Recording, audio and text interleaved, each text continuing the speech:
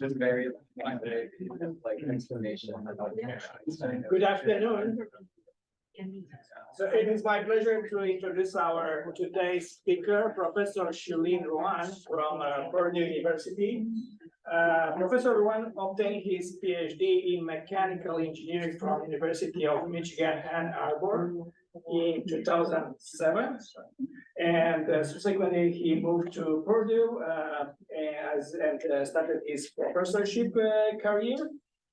He does some interesting work, both in theory and experiment, and you're going to see something, some example of his recent research in his talk. I'd like to mention that Professor Ruan also is the recipient of an important medal from Photonic Society, the Brilliant Medal, which he obtained just this year. And early on, he obtained also the MSF Career Award early on in his career. So I'm very much looking to his talk. Thank you very much. Sure. Thank you very much for the kind introduction, and thank you, Professor Dominica, to invite me for this seminar, as well as many great colleagues for meetings today. I really enjoyed, and it's my honor to come to University of Minnesota Mechanical Engineering, which is a department of great tradition and legacy. And especially, particularly in the heat transfer area, which I'm part of the community. So, that we have great respect to this place. So today is my pleasure to show some of our recent work on pushing the limits of the thermal transport to address broad challenges we're facing as a human society, including semiconductor devices, energy, and climate. All right. So before I start the talk, I'd like to acknowledge this former students as well as current students who really did the work. I only mentored them. I want to highlight Professor Papa, who was my very first PhD student and now Professor at Shanghai Jiaotong University, Dr. Ricky Chaudhary at IBM, Professor Tianyi Feng at the University of Utah now, and he actually collaborates a lot with Professor Xiaojia Wang here. Professor Xiang Li, who is a professor at University of Tennessee, Dr. Zexi Lu at the Pacific and Northwest National Lab, and Dr. Joe Peoples, who is at Intel, Dr. Professor Jinjin Shi, former PhD student, now Professor at University of Florida, Professor Zhen Tong, former visiting PhD student in my group, and now professor at Sun Yat-sen University, and he's a postdoc, was co-advised by Professor Dominica, actually. So there's a small world. I do have, I can claim have a great connection with UFM here. Professor Yan Wang, now at the University of Nevada, Reno. And my current group members, my collaborators, some of them are my mentors as well. Of course, funding sponsors, without their support, I mean, these work I'm gonna talk about today wouldn't have been possible. Okay, so this is my current group. I'm very proud to have a very diverse, talented, energetic group. Many of them, actually, I would say maybe 2/3 of them are interested in faculty career. So we'll see how it goes in a few years. I'm gonna first give a little bit of motivation and background of the work we do, particularly on two topics: for photon scattering as related to thermal management of electronic devices, as well as a low thermal activity material for energy conservation, as well as thermal switch. We can switch high and low. Then we're going to move on the ultra wide radial cooling panes to help with air conditioning without power consumption, and to help with climate crisis situation we're facing today, some outlook at the end. All right, so let me first give you a few numbers, just bring up you to the situation we're facing, where the energy and the thermal challenges and how we can deal with it. So we have $600 billion wasted annually to produce the energy. Unfortunately, 67% of that produced energy lost to heat eventually, right? And for semiconductor devices, if you know, the hammer device invented here at Seagate, the heat flux in their hard drive can be several times as high as the heat flux on the surface of the sun. You can imagine how severe that the thermal problem is. For space vehicles during re-entry, the surface temperature can go as high as 1600 degrees Celsius or even higher, right? So these are very harsh, severe problems we're facing. How do we help with the situation as somebody working on heat transfer, right? So let's first look at the relevance of the four phonon scattering and the thermal switch. Now, before we talk about heat conduction, let me first introduce radiation because I'm going to talk about thermal radiation anyway. So the most well-known thermal radiation source, probably the sun. It is composed of a broadband photons, right? Everybody knows that. So if you use a prism to split the light, it can show different wavelengths or colors. You know, my daughter already excited to see rainbow. I mean, she already knows, you know, sunlight has many different colors in it. So in college, we learned that black-body radiation can be a summation of the spectral contribution to the energy, right? Similarly, but much less well known is heat conduction is contributed by broadband phonons as well. Now, heat is carried by random motion of the atoms in the lattice, and they form wavelengths, or they form waves of different wavelengths. Similarly, the thermal conductivity can be, you know, integration of the thermality for different phonon waves. Then we integrate over wavelengths, right? So very similar behavior with a photon. So to give you a little bit more information, we can look at, again, I want to use my son and daughter as an example. I mean, you have your experience as well from middle school. You already know heat is carried by the random thermal motion of atoms, right? But then when you go deeper to that, actually these kind of random motion can be decomposed as a superposition of more basic modes. We call like a phonon modes. Now, this mode you can see has a low frequency, long wavelengths. We call these acoustic waves, all right? Because when you push the wavelengths to be even longer, they are the same waves that can make sound, right? So we call these acoustic modes. Now, this mode is a short wavelengths, high frequency mode, and the neighbor atoms, they move out of phase. And this is so-called optical phonon modes. The reason being these modes, they have a higher energy of the phonons.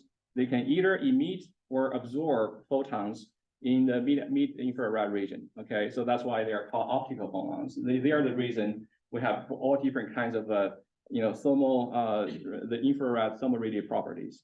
Right. Of course, there are many other modes we need to really reconstruct the original random thermal motion. Right. But the idea is that with these decomposition, I hope you can appreciate now the thermal activity is contributed by these different modes, just like the thermal radiation. Right. So since the invention of quantum mechanics, there is a quantum mechanical picture of every kind of phenomenon. Right. So the picture for thermal activity would be the Boltzmann transport equation, right? The thermal activity is written by the summation of the contributions of all different phonon modes. Their contribution is given by the specific heat times their velocity, means that, you know, as a group, how fast these phonons move. And the last term is the reaction time. Okay, this is the term we're going to focus more today. By the way, my first half of my talk is pretty fundamental, but I will try to give the big picture. Hope you can sort of go along with me. And the second half is much more applied. I mean, I think you can easily understand that, but please bear with me here. Now, reaction time is basically the average time, you know, two phonons will collide with each other, or three phonons actually in this case. So what happens is that if these phonons have higher scattering rate or collision rate, that means they have a shorter reaction time, I mean, which result in lower thermal activity, right? I mean, this is pretty intuitive.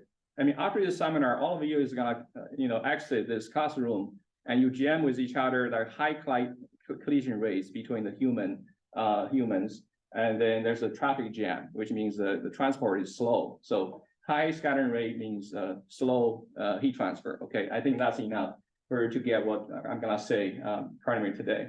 So a well-known phonon scattering mechanism has been the three phonon scattering. That's really limits the thermal activity. If you do not have three phonon scattering, that means there's no harmonic collision between phonons. You're going to have infinitely large thermoactivity. So three phonon scattering was the first mechanism that limits thermoactivity. Can be one split into two.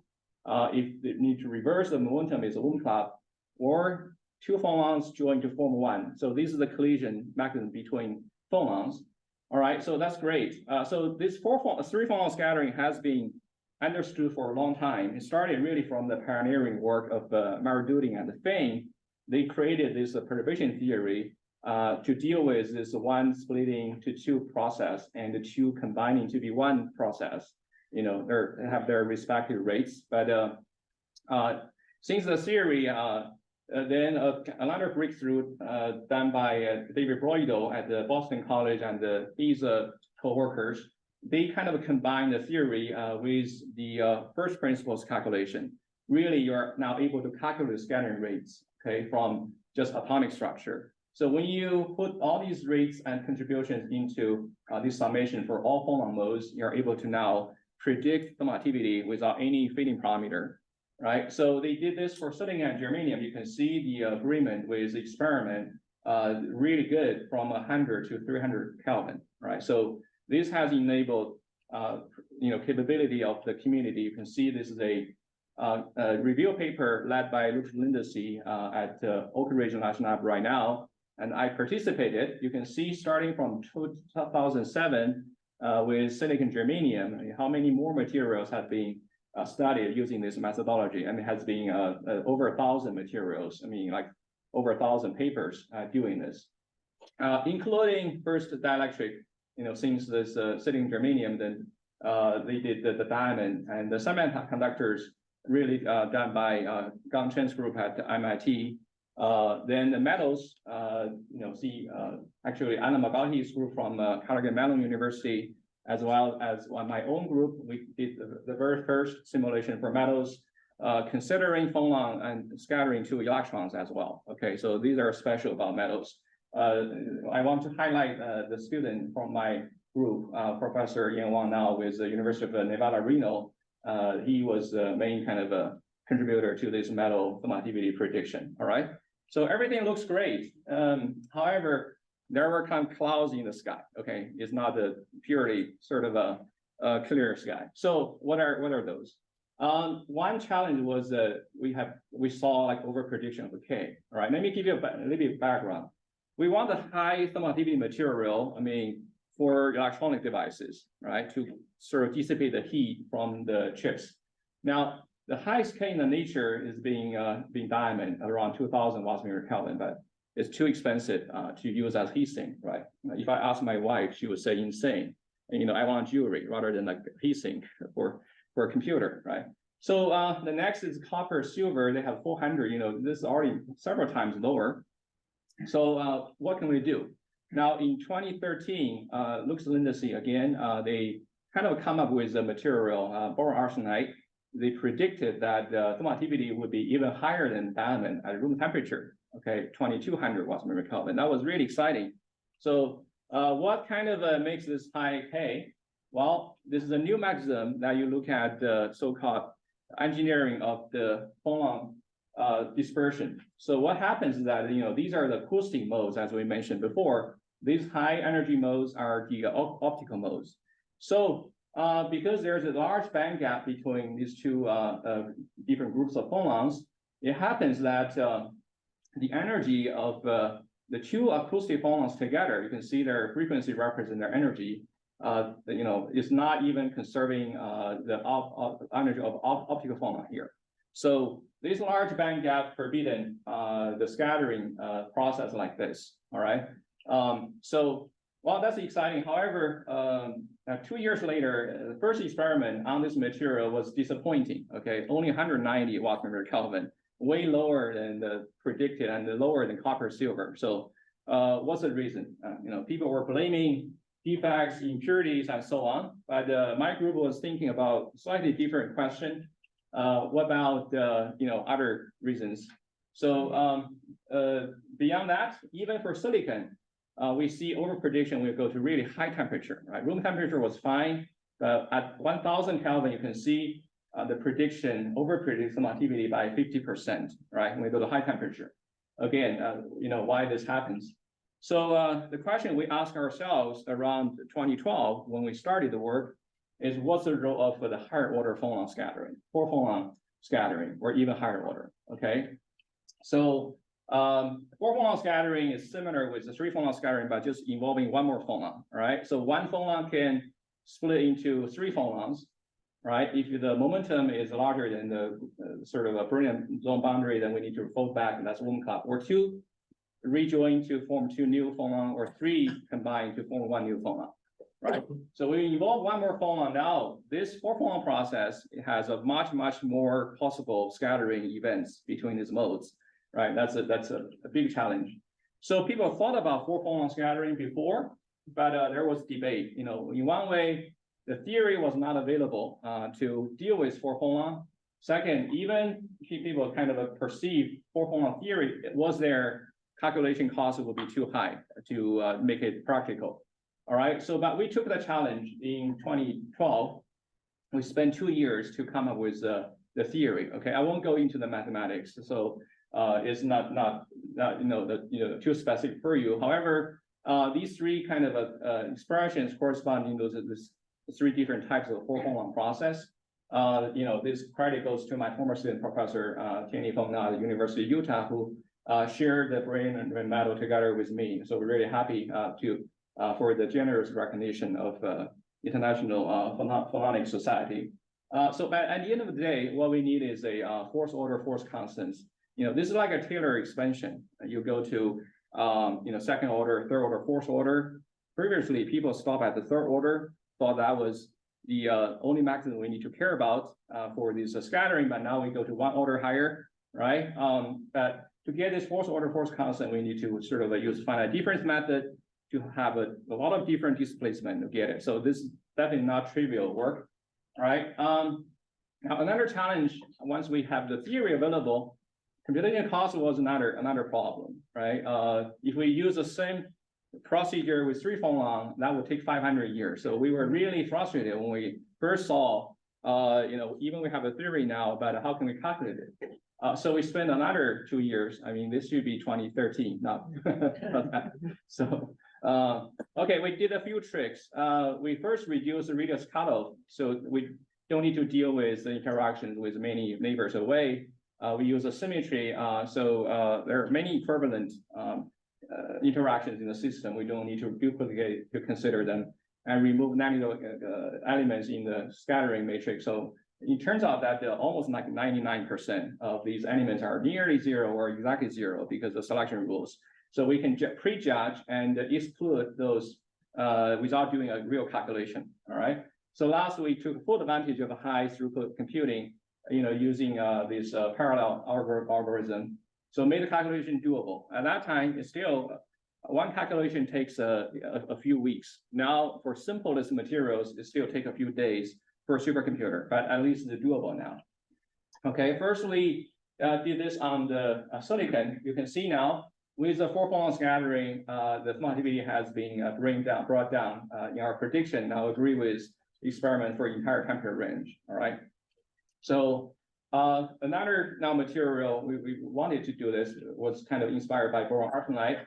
So you can see now at room temperature, a room temperature reduction is from over 2000 watts per meter Kelvin down to 1400. Okay. Now the temperature dependence also changed from T to the -1 to T to the -1.6 because 4 phonon scales with temperature much quicker than 3 phonon scattering. So when you go to even higher temperature, the reduction was from over 1,000 to slightly more than 200. Now this reduction means the 4 phonon scattering becomes the leading scattering mechanism compared to 3 phonon. So it totally shifts the scenario. All right. So now this room temperature value looks lower, but still much higher than copper silver. Okay. What's the reason for these 4 phonon? Why 4 phonon is so important? Okay, let's go back to revisit the scattering picture, the selection rule, the quantum kind of scenario here. Now, as we already mentioned, the 3 phonon doesn't happen because there's a big band gap but with one more phonon joining, as you can see. Now the three phonons energy sum together can conserve energy of the phonon up there. So it's not because the 4 phonon is kind of exceptionally high, it's because 3 phonon is restricted, making 4 phonons stand out for this material, okay? So overall, this total scattering rate is still not high. That's why this material, the thermoactivity is still high. 1400 is still very high, okay? But I have to say that when we did the 4 phonon, I mean, there was a lot of skepticism. The review process of this paper was very tough, very difficult. People just say this is nice work, but they didn't really believe 4 phonon important without experimental confirmation. All right. So that kind of something I came to realize. Really, I mean, sometimes the truly groundbreaking work may not be accepted right away. It takes time to do so. Although this paper was very, very well cited and recognized today, right? So fortunately, well, I want to even say that, when we published this paper, I met with my own former students who are in faculty positions elsewhere. They didn't believe me either. Say, Professor Ruan, are you really sure this is 4 phonon scattering? Is not the defects, impurities that push down the thermoactivity? I don't know how to convince them. I just kept the kind of cautiously optimistic myself. Fortunately, less than a year later, 3 groups, they kind of were able to synthesize high quality boron arsenide material, and they confirmed our 4 phonon scattering theory by both by the thermoactivity value as well as temperature dependence. Okay, so I have to acknowledge all these experimental colleagues.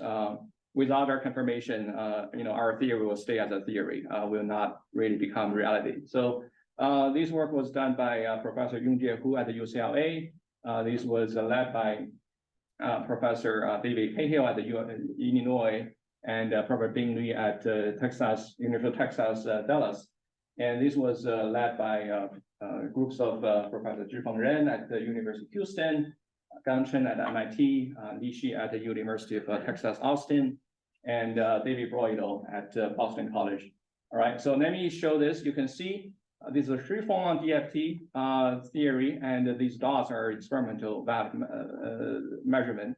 You can see that agree with our theory. So this dashed line was taken from our previous paper. You may wonder that it may be this reduction due to defects. However, if you put the defects, you wouldn't get the correct temperature dependence. All right, defects will slow down the decrease with temperature, or 4 phonon will speed up the decrease. So the scaling kind of proves that really is due to 4 phonon scattering. So similarly, this paper, they directly use our 3 and 4 phonon scattering rate calculation. All right, I mean, the last paper, I mean, David Broido, they did their own 4 phonon, so confirm our finding as well. So that's both experimental and theoretical confirmation. So I was really glad to see this confirmation again. All right. So next, we kind of predicted some more materials. In beta-based platinum nitride, this is another material with a large band gap. But similarly, this material shows high thermoactivity. This is in collaboration with Professor Wu Li. And you can see the A-axis, C-axis, they have thermoactivity from 900 or 700. So this is surprising because usually this is a semi-metal. Semi-metal usually does not show high thermoactivity. And another surprise about this material is that for semi-metal, it's still thermoactivity mainly contributed by phonons, not the electrons. So that's pretty rare situation. All right. So then we turned our attention to graphene. Graphene is a 2D material with a very high level of interest. So in 2018, we look at this material using empirical potentials, identify the 2 ZA phonon combine to join and form 2 new ZA phonon. This scattering process is very important. Okay, but we got 800 watts per meter Kelvin thermoactivity, which we did not have a lot of confidence because it's the empirical potential, not the DFT. Right. So more recently, this is done by my current PhD student, Jerry Han. So we look at the graphing again using DFT. All right. So this is a ZA mode. It's kind of a fluctuation in the outer plane direction. So it turns out that if we zoom in on the 3 and the 4 phonon for ZA mode, you can see the 4 phonon scattering rate for ZA is even higher than the 3 phonon. Okay, this is due to the symmetry. The mirror symmetry restricts the 3 phonon, but does not restrict 4 phonon. So this has a lot of consequence. Previously under the 3 phonon picture, graphene was considered to be higher thermoactivity than diamond, right? A lot of literature report 3,000 plus. But with 4 phonon now, we find that they converge quickly at the 1300 watts per meter Kelvin. All right.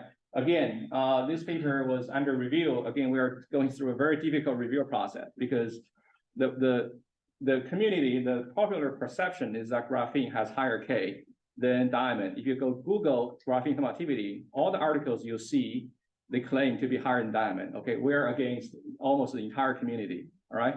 So, but we're kind of pretty optimistic because those experiments, they have large uncertainty bar. Also, they report the middle value to be 3,000 or above, but the error bar can be as large as 1 or 2,000 watts per meter Kelvin. I think experimentalists sitting in this room may realize that very well. Okay, so to put this into the context, in diamond, the thermal 4 phonon scattering is not important because of the bulk system.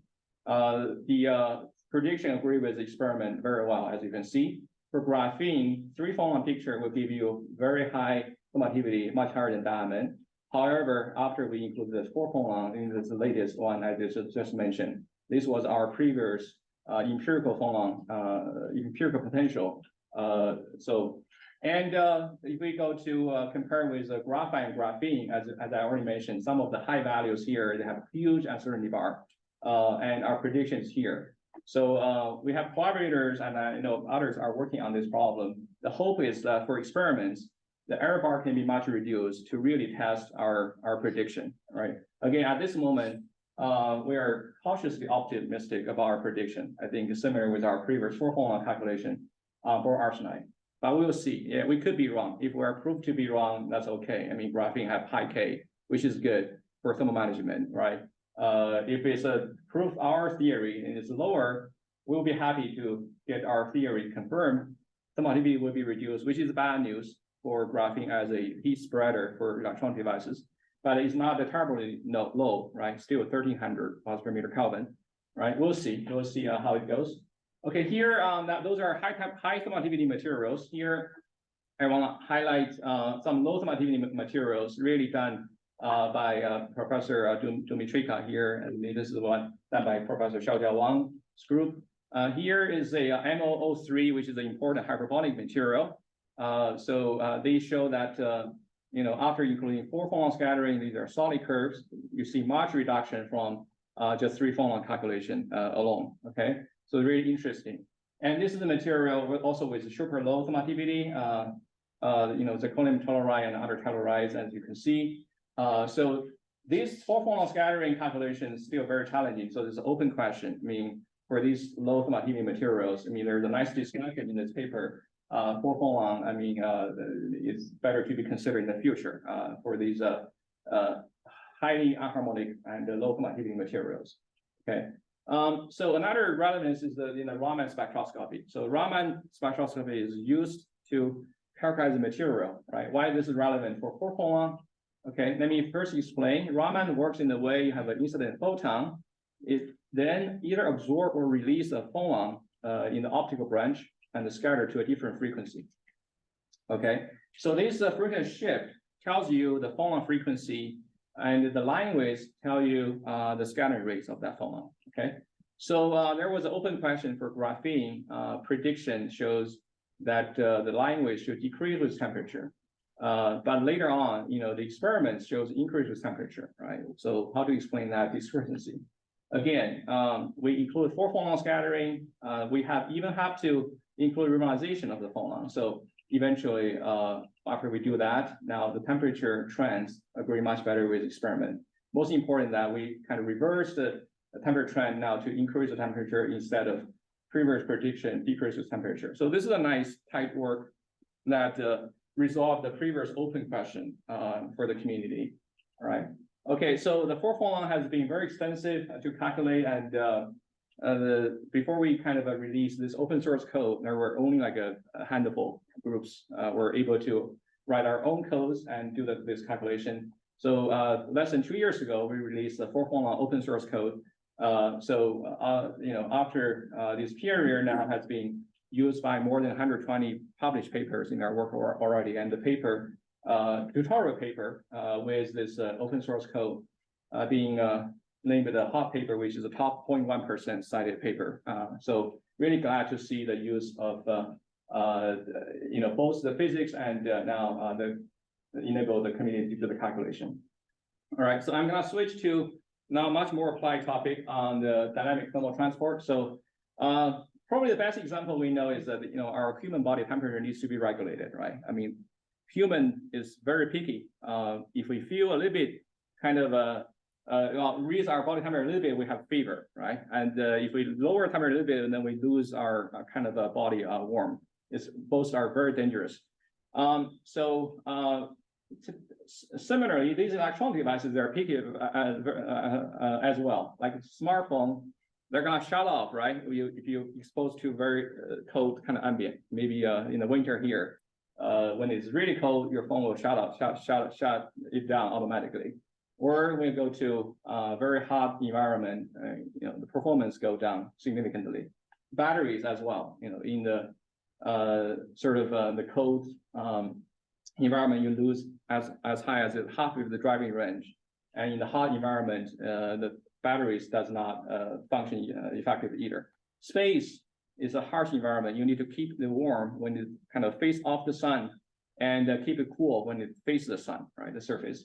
So this is dynamic thermal transport. There has been some dynamic management, but we kind of came up with this idea using like compressible foam to form a thermal switch. So the benefit of this approach is that we can have a high tuning range, and we can continuously tune the thermal conductance by different levels of compression. It can be fast switching. It just depends on how you compress it and decompress it. And it's pretty simple and cheap material. Now, this is basically the idea is that I can switch between a coat, right? In the winter you need, and make it into a shirt or t-shirt in the summer that you need. So can see it as that analogy. Now, so the benefit of this one is that conventional thermal switch will give you two response curves: on, where you have a high conductance; off, you have a low conductance. But this intermediate switching will allow you to touch entire range of the response curve. So you can stabilize your device temperature when the heat flux varies, right? Different operating power levels, or you can stabilize your heat flux when the device temperature or ambient temperature varies a lot. So these are like a really variable thermal resistor, right? This was done by a former postdoc, now Professor Ting Du at Shandong University, and current PhD student Xiulin Ruan. When we kind of compress the material, the uncompressed conductance is low. When you compress it, conductance is high, and this is about like 8 times, right? It's pretty impressive. Now, when we go to look into thermal activity, it's even more interesting because now the response is like this curve. It's not sensitive to compression, as you see. It increased a little bit, but not much. We were actually expecting this curve, we call so-called effective medium theory, because the porous media theory tells you when you compress a porous media, the mass density increases, right? And you should expect a lot increase in the thermal activity, right? It didn't happen for us, right? So we kind of, this puzzle us. I mean, this is really a question that went beyond just application, but what's the fundamental? So we went ahead to perform MD simulation, as you can see, for the graphene foam, as well as we create this spring model to try to explain it. So let's look at the spring model. Spring model, spring is the simplest, maybe analog of analogy of the cross media. So what happens is that the thermal activity we measure is effective between hot plate and cold plate. All right, the thickness is L, right? And the area is AS. But the macro scale heat transfer is really along the coil, okay, along the ligaments for the porous media. So the real cross-section of these wires is AW, the total length that heat travels through, is LW, and some is KW. So the conductance actually is determined by these the coil, right?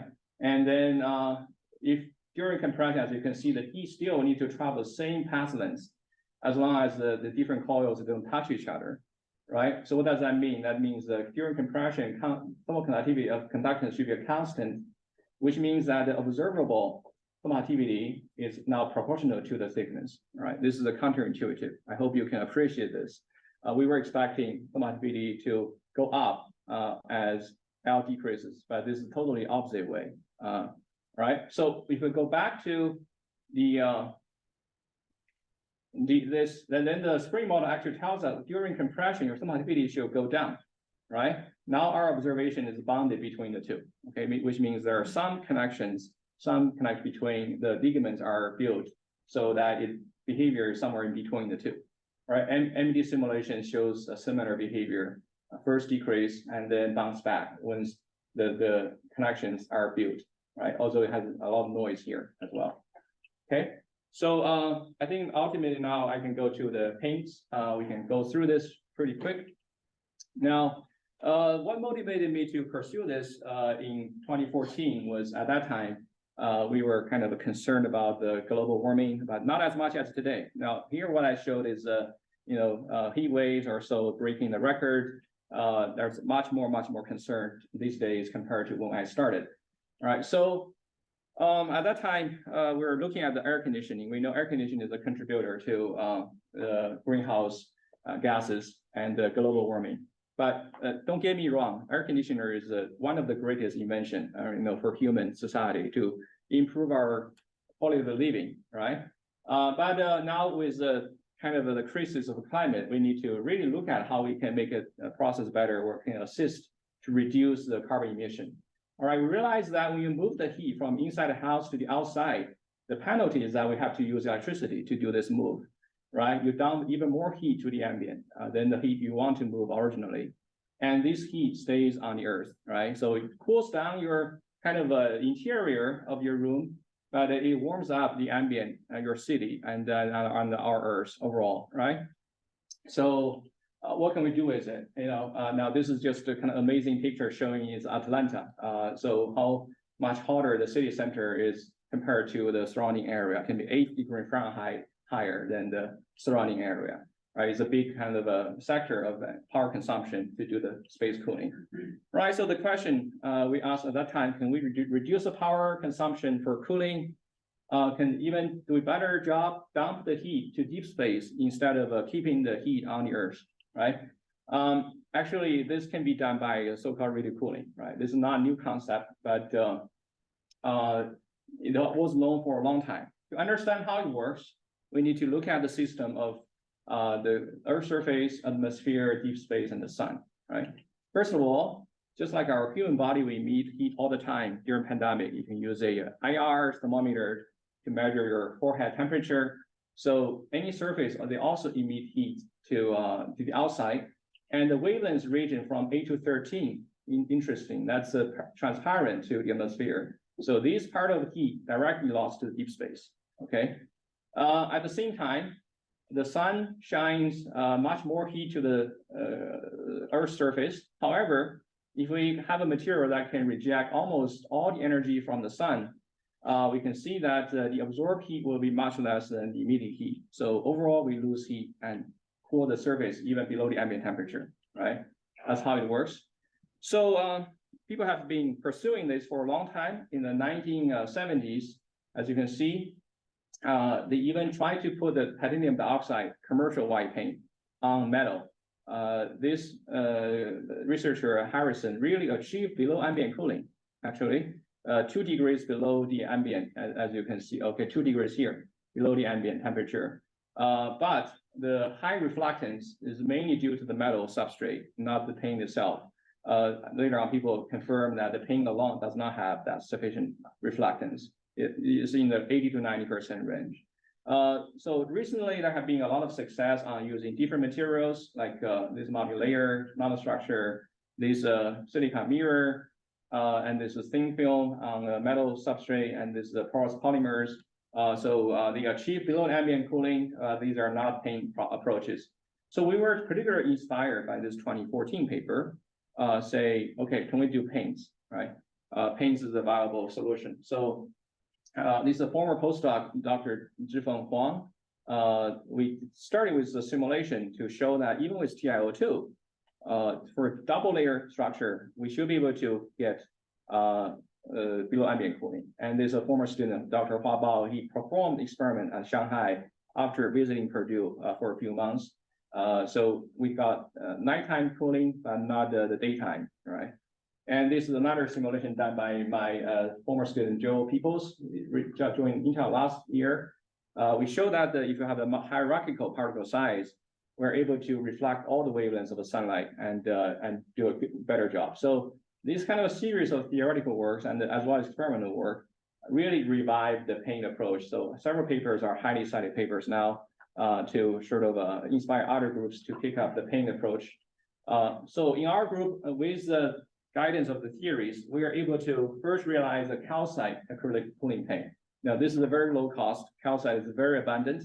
As you can see, though, a few kind of key innovations why this works, not the previous commercial white paint. So we choose wide bandgap fillers, not TiO2, because it eliminates any solar absorption. And it has another porous nature. These pores scatter sunlight, and the size is on average near the solar peak wavelengths. That's maximize solar scattering and broad distribution particle size. So we didn't kind of realize all these factors at once. That took us several years to come by each idea at the time. And eventually, when we push all these to the extreme together, we get the reflectance of 95.5% for simple paint approach. Okay, so these were kind of put into patent application and paper published sometime later than the patent application. So this was done by my former student, now Professor Xiulin Li at University of Tennessee, and Joe Peoples at Intel now. Okay, so I'm gonna skip this slide here, but then a better formulation we did later is a berm sulfate acrylic, okay, cooling paint. This one, I'm gonna explain the reason. And the refractive index is slightly higher than calcite, so give us better scattering. So we push the reflectance to 98.1%. Emittance is very high, so the immediate heat is way larger than the absorbed solar radiation, so keeping cool below the ambient for 4.5 degrees Celsius, even during noon hours, and more than 10 degrees Celsius during nighttime. And the Guinness World Records team got sort of a notice of our work. They reached out to us and eventually include this as the widest paint in the 2022 version, okay? So the cooling power is as high as 100 watts per meter square for like a summer day. I mean, this showing is a winter day, all right? Okay, so we didn't stop at just application. We wanted to understand better the fundamentals. Why these materials show such great cooling property, right? So we did the simulation on berm sulfate, right? Understanding the optical property. Try to see the behavior, why it is reflected in the solar spectrum, why it is so emissive in the mid-hour, okay? So this is a kind of a, how it interacts with the sunlight. Now, the key point is the band gap of this material, electronic band gap. Now, it turns out that the titanium dioxide, which is a commercial paint material, the band gap is smaller than the color photon energy of the sunlight. So it absorbs solar energy, absorbs the UV portion, okay? If you push to this band gap lower, then it increase the solar absorption. Now, that means the wide band gap materials are good, eliminate any absorption. However, if you push to wider band gap, the optical response gets weaker and the scattering is reduced. So the sweet spot really be outside of this shaded region, however, not too much away, right? So berm sulfate is pretty good. Later on, we identify HBN. You see that it's closer to this boundary, right? Okay, so berm sulfate is a better material than titanium dioxide because the band gap is high enough to not absorb any sunlight, but the band gap is still lower than silicon dioxide, so that scattering is stronger. Okay. All right. So for media IR, we see that the phonon, again, optical phonons, they are the reason to emit infrared photons. So barium sulfate, because the material structure is more complex, we have more modes available in this sky window to emit infrared photons, right? So that's why emissivity is higher, right? Okay, so we even show that the 4 phonon is important for this media IR because it broadens the bands and enable broader absorption and emission of these infrared photons. So this is really beautiful. I mean, for myself, because now 4 phonon, is a very fundamental kind of phenomenon. It not only dictates the heat conduction, but also thermal radiation, right? So 4 phonon of acoustic phonons will govern the thermal activity, and the 4 phonon scattering of optical phonons will help us design this better radio cooling material. So conduction radiation seem to be a very kind of irrelevant phenomena, but it's connected by this phonon scattering. I mean, that's the beauty I appreciate here. Okay, eventually we put into Monte Carlo simulation with these in a kappa, we're able to explain now barium sulfate has good scattering because of particles. It has a very high emissivity because of these media phonon modes that can emit these infrared photons, right? Okay, so now another application, sometimes we care about lightweight. So that's why we come up with this HBN. Because the scattering now is stronger than this barium sulfate, but the density is low, much lighter than barium sulfate. So it enables the scattering for as like a thing as 150 micron coating achieve similarly high reflectance. All right, so you can see that thickness reduced by kind of a 60%, and the weight now reduced by more than 80% compared to barium sulfate. Okay, I won't go to the detail of this material, but this is done by very capable female engineers, mechanical engineers, Andrea and Iona. They're current members, and both are interested in faculty career at this moment. So we're excited about this for vehicles where lightweight is highly desired, while the cost is kind of a less concern. All right, so this energy savings, so we can see that for different climates, we would benefit from power saving for the cooling from anywhere from 10 to 40%, depending on the climate zones. So they're really exciting. So yeah, I was hesitant to show this image. Not really want to leave an impression that we're bragging about this, but it's still, I feel amazed to see how much the society is caring about this climate crisis and how heat transfer researchers can potentially help, right? So all of this attention, including talk shows, really motivated my group as well as I would say in the community to pursue climate-related research. So that's a great, kind of appreciated by the public. So these paint approaches are pretty viable, I would say, with good promise because they are. These pigment materials are pretty cheap. They are even cheaper than TiO2. However, we do need to use like a thicker coating and higher volume concentration. So, but the cost is still much doable compared to the other, very precision type of nanostructures. All right.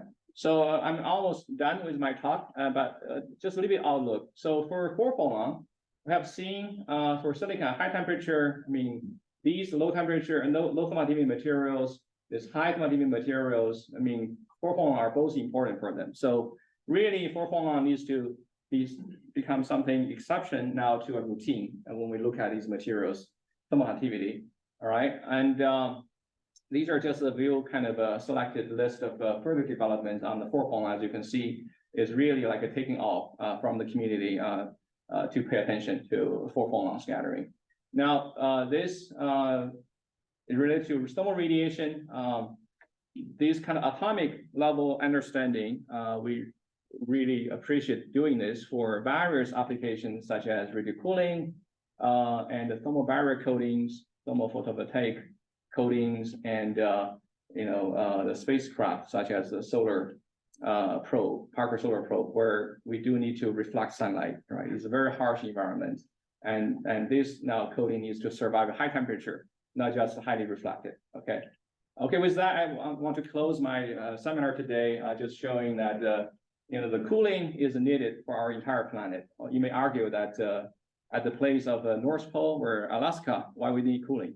I do get emails from residents from Alaska, they want a cooling, even they're a very cold place, because they don't want to see their glacier to melt and change their kind of environment. All right, so with that, thank you very much for your attention. I will be happy to answer questions.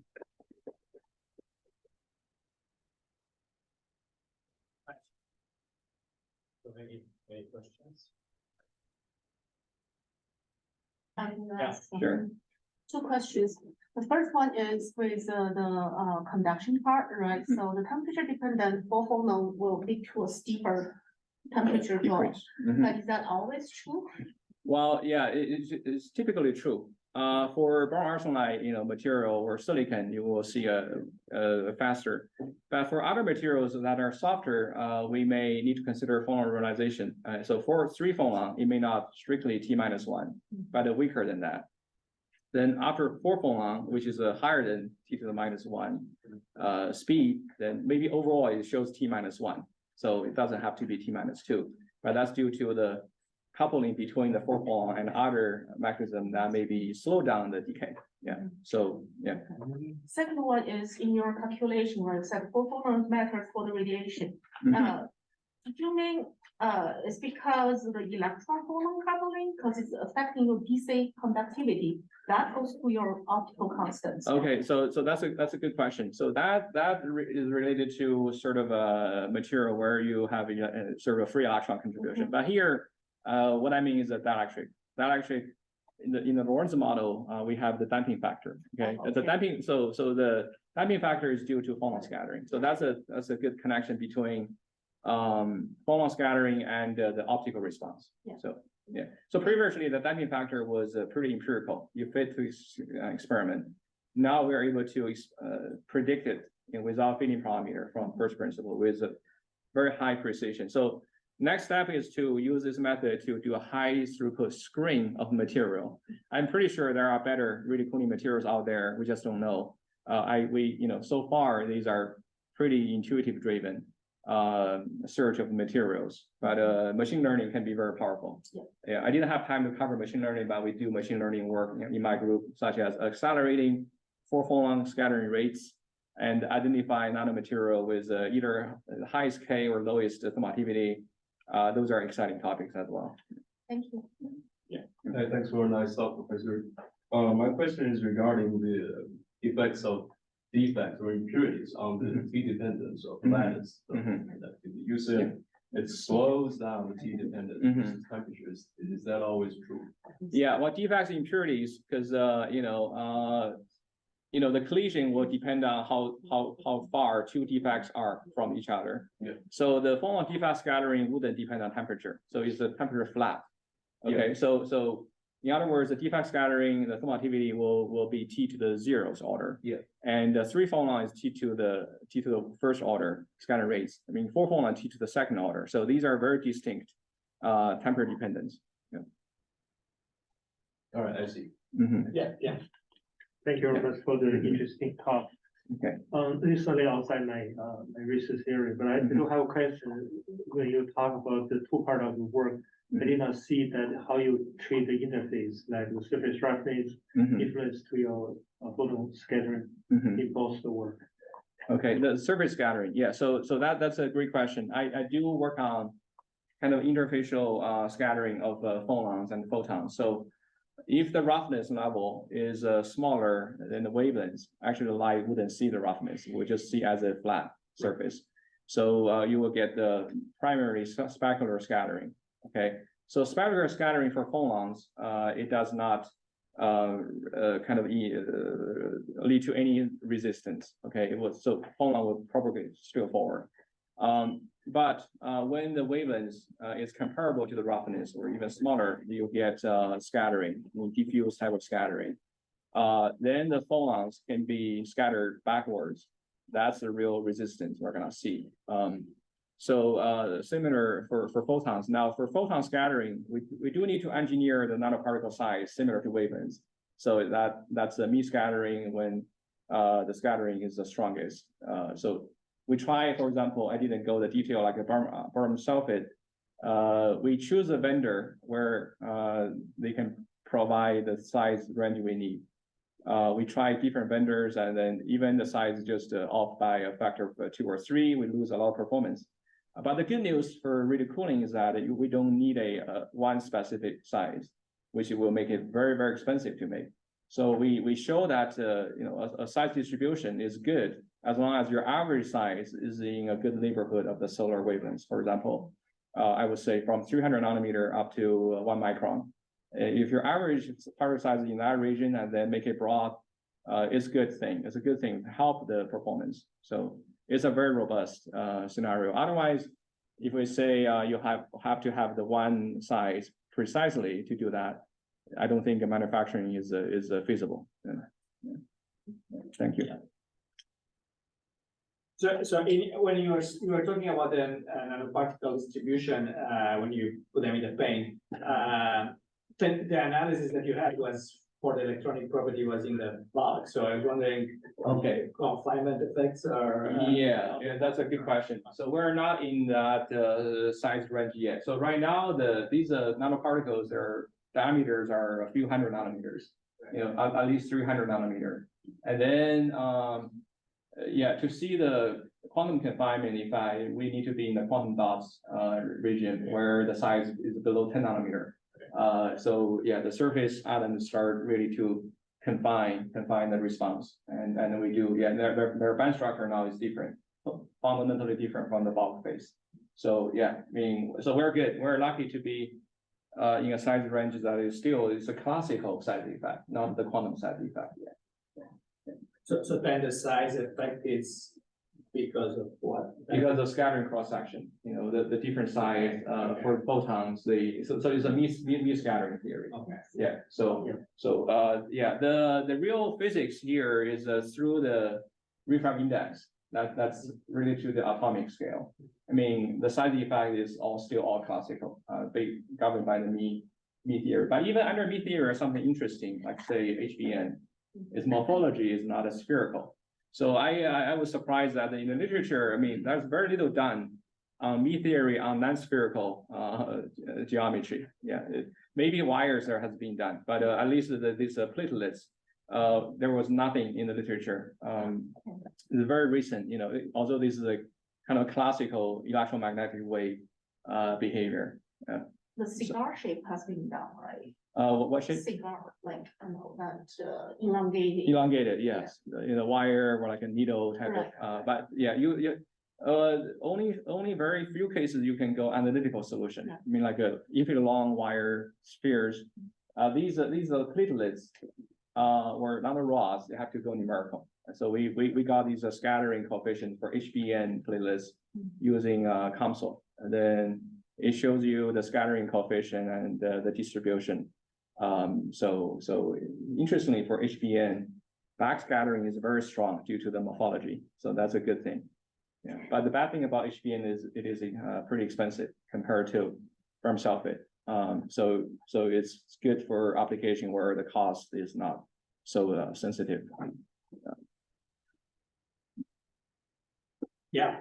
With regards to talking about 3 phonon scattering and 4 phonon, can you go up to like 5? What do you want? Okay, yeah, sure. 5 phonon, it's always a great question. I'm pretty sure for optical phonons for certain materials, we have seen evidence that we need to go to 5 phonon. We have a recent PRB paper I didn't show here.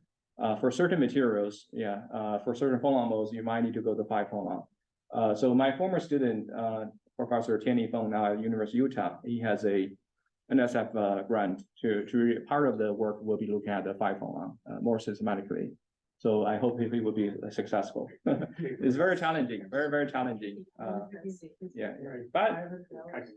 the higher order process is not only pursued for thermal transport. If you look at quantum optics, they look at like a many entanglement of photons, right? I mean, 3 photon, 5 photon, 10 photon entanglement. You can go to many higher order, like a nonlinear optics. You can go to higher order, which is interesting. So yeah, so it's not surprising that sometimes we may need to go to even higher order for the phonon physics. Yeah. Well, thank you. One more question. I may not understand it, but if for the graphene temperature dependence, if you included the fifth photon, would it potentially change that curve yet again? Yeah. So indeed, after including 4 photon, the temperature dependence of graphene conductivity will be different. Yeah, I guess the figure I showed maybe not the latest version, but the exponent of the temperature dependence is different between 3 photon only and the 3 and 4. Okay, so again, when experimentalists try to test our theory later, sometimes the value itself is not able to distinguish different phenomena. Again, the defects, impurity can push down conductivity, but together with the temperature dependence, you can tell. So I probably will go through that pathway when experimentalists try to kind of do the validation of our theory, just like a boron arsenide. Yeah, I presume that that's the case. We'll see. Yeah. Can I ask you one short question? Sure. Yeah, very impressive work, Professor Ruan. Yeah, I know like sometimes the theoretical work is the most difficult. Yeah. So yeah, just this is not my area. You mentioned for the measurement, experimental measurement of thermal conductivity, sometimes the error bar can be like 50%. Yes. Why that is? Like why the error bar is so huge? Yeah, I guess maybe experimentalists like Professor Xiulin Ruan is better positioned to answer me, but I will get my insights first. For graphene or so, it's specifically the 2D material. People use Raman measurement. So the Raman shift in graphene is very small, so you need to heat them to high temperature. Somehow, let me see. Yeah, okay. I guess how to accurately record the temperature shift and temperature is challenging. I mean, graphene, when you heat to high temperature, the different phonons in graphene can be driven out of thermal equilibrium. So what temperature really you measure it can be under debate as well. And the graphene quality also from group to another group can vary a lot.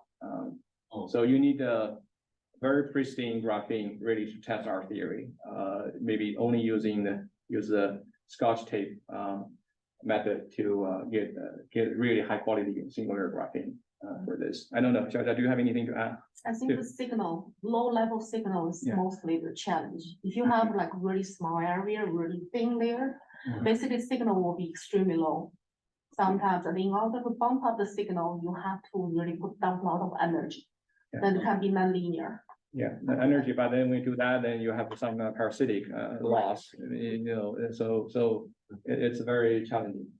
So this is mainly like a spectroscopy, Raman spectroscopy is the method. Right, is a method, right? Could you use the temperature difference, like just measure the delta T and the heat flux? It's very hard because a single atomic layer of graphene, right? Meaning the size is way smaller in a thermocouple or so.